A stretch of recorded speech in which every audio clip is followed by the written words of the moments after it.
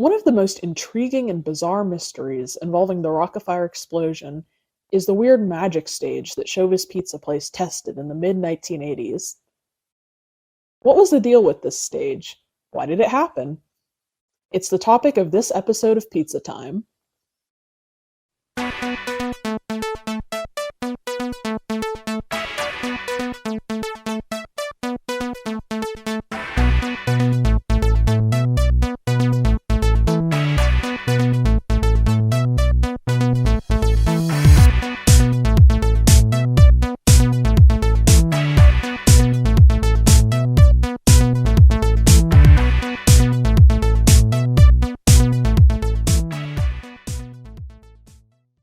Hi everybody, it's Tab again.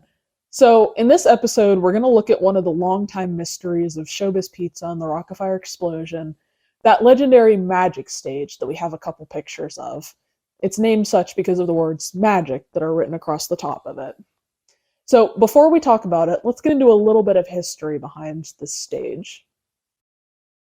We know about this test stage because of a set of photographs found at the Chuck E. Cheese corporate offices by Brian Hagan, who was the Department 18 studio manager from 1997 to 2002. He provided these images to ShowbizPizza.com in 2002, and although these photos were from before his time with the company, he assumed the test was done as a means of trying to add some consistency to the Rock-afire Explosion stages. His assumption was as follows.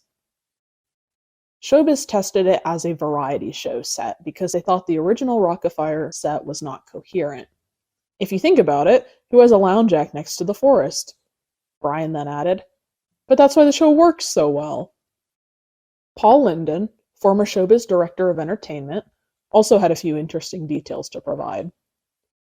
It was just a test. I also included integrating slide projectors with background slides. Jewel, David Phillipson, and I worked on that.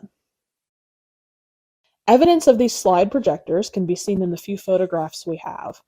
Speaking of the photos, one key piece of data that Brian was able to provide was that the photos were dated November of 1985. That may seem fairly insignificant, but it actually explains quite a bit. To set the stage, let's look at where the company was in late 1985 and see how the timeline plays into this magic test stage. Showbiz Pizza Place Inc. was founded mid-December of 1979. With a pre-incorporation agreement that was signed between Topeka Inn Management Inc. and Creative Engineering Inc. Topeka Inn Management, or TIM, was owned by Bob Brock and was the largest franchisee of Holiday Inn hotels. Creative Engineering, headed by Aaron Fechter, was in the business of producing animated shows. The pre-incorporation agreement slated that TIM was to own 80% of the new restaurant company, with Creative owning the remaining 20%. It may not sound like much, but even with only owning a 20% stake, Creative had an amazing amount of control in the company. For one, major restructuring changes to the company's operation would require a 90% vote, effectively giving Fechter and Creative the power to veto any changes. Fechter was also given the title of Director of Entertainment for Showbiz, giving him full control over the theater portion of the restaurant. He had been given the clearance to do whatever he wanted to do, to attempt any experiments, etc. Fechter considered it to be an inventor's dream. It stood in stark contrast to past offers he had received from other clients, such as representatives planning to open a restaurant chain based on the characters from Rocky and Bullwinkle, who had major restrictions on the type of entertainment they required. Beyond controlling the entertainment for Showbiz, Creative was also given some very profitable contracts, one of which is known as the Manufacturing, Sales, and License Agreement, or MSLA, which stated that Showbiz was required to purchase a certain amount of Rock-afire shows in order to maintain the exclusive license to those trademarked characters. What seemed like a match made in heaven began to devolve into a bitter feud over the course of a few years. Aaron Fechter has characterized the relationship with Showbiz as such. It was like a love affair for a few years, and then a nasty custody battle. When the sales began to slide at Showbiz, blame was being thrown around, and Showbiz wanted to exercise more control over the entertainment provided in their restaurants, but were met with resistance because of the contractual agreements with Creative. It also didn't help that they didn't actually own the characters that were the mascots of their company. Things began to get ugly. Aaron Fechter stepped down from Director of Entertainment, and Showbiz and Creative began to quarrel. Harold Goldbranson, former Pizza Time Theater franchisee and creator of the original Chuck E. Cheese portrait bots, recalls this exchange between himself and the heads of Showbiz's entertainment department during a 1984 franchisee meeting. They were on me like flies, the Showbiz people, because they had this problem with Fechter. Yeah. Right? They weren't even talking to each other at that point. I mean, it was just a nose-to-nose combat going on. And they were desperate to get out from underneath Fechter long before this, come along.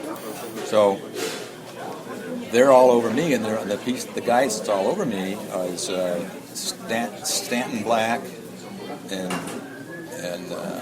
Paul Lindrum, I think it was. They were the electronics guys. This particular meeting was a pitch to the franchisees of both Showbiz Pizza Place and Pizza Time Theater regarding planned details of the impending merger, as Showbiz was arranging to purchase the assets of Pizza Time Theater, which had filed for bankruptcy in late March of 1984. The merger didn't happen in one fell swoop.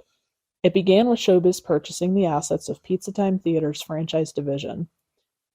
They had a plan to force Pizza Time franchisees to convert their stores to Showbiz restaurants and install Rock-afire animated shows that were already built and ready to go. Remember that MSLA? When Showbiz hit financial snags, they stopped opening new stores. However, they were forced to keep purchasing new animatronic shows, which were now being stored by Creative.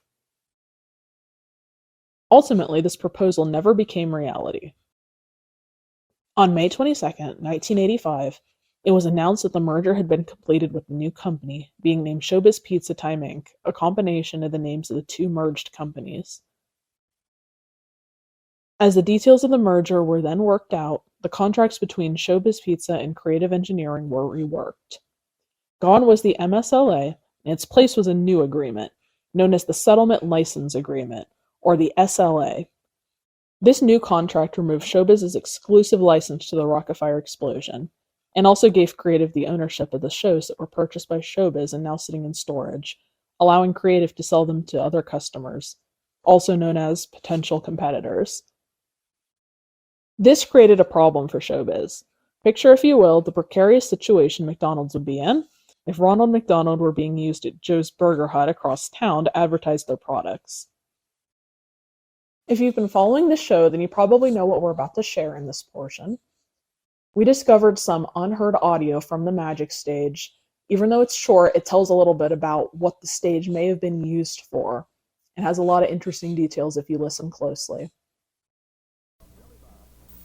Billy Bob, this is a 2-minute call. Don't forget that you need to get ready and tuned up for the next show, okay?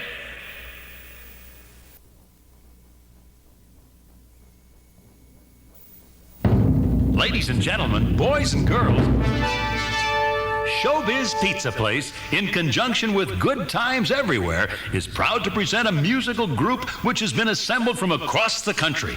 A group whose background is as diverse as its musical ability. After exhaustive negotiations, Showbiz is pleased to present 8 immensely talented performers known as Magic. Without further ado, let's bring these kids to the stage with a big Showbiz welcome for our salute to Good Times. So that was actually 2 clips, a quick pre-announcement, and then an introduction that would play before a show. If you notice, the name Rock-afire Explosion is mentioned nowhere, and the band itself is actually referred to as Magic, which makes sense when looking back at the photos. The words Rock-afire Explosion appear nowhere at all on the stage. So it's apparent this wasn't just a layout change or testing of new design elements. This was meant to be an entire rebranding of the band itself, and most likely done to distance the version of Rock-afire Explosion, or Magic, used at Showbiz from the one used by a competitor across town. Billy Bob kept his name, but that could have been because there was so much advertising already in place using his name. The other characters are not named, and very well could have been given new names for all we know. The rest of the tape that this audio was discovered on included recycled Rock-afire Explosion Christmas songs from years prior. This also makes sense with the photos being dated November of 1985. Assuming they were taken for posterity as soon as the retrofit was installed, a Christmas show would be playing for that season. The only thing of interest is that this tape included Disco Christmas, a show that was infamous because of an auditory illusion. Aaron Fechter described the situation as follows. One day, someone thought they heard Mitzi say something very dirty in her little part. Someone thought they heard her say, "Here comes Santa Claus, here comes Santa Claus, walking down Santa Claus Lane." Now, I want you to know that she said walking with a pouty voice. At the same time as she said that, there was a drum hi-hat sound that, when combined with her voice, kind of sounded like she said f***ing. In fact, the more you listen to it, the more it's exactly what it sounds like, and the head honchos at Showbiz thought we did it to them on purpose. There was kind of a war going on between us at that point, creative versus Showbiz, and they thought that song was a salvo that we tossed at them. They immediately banned the song from the show tapes and threw away any existing copies of the record. As we might expect, Showbiz's recycling of Disco Christmas has Mitzi's part entirely cut out.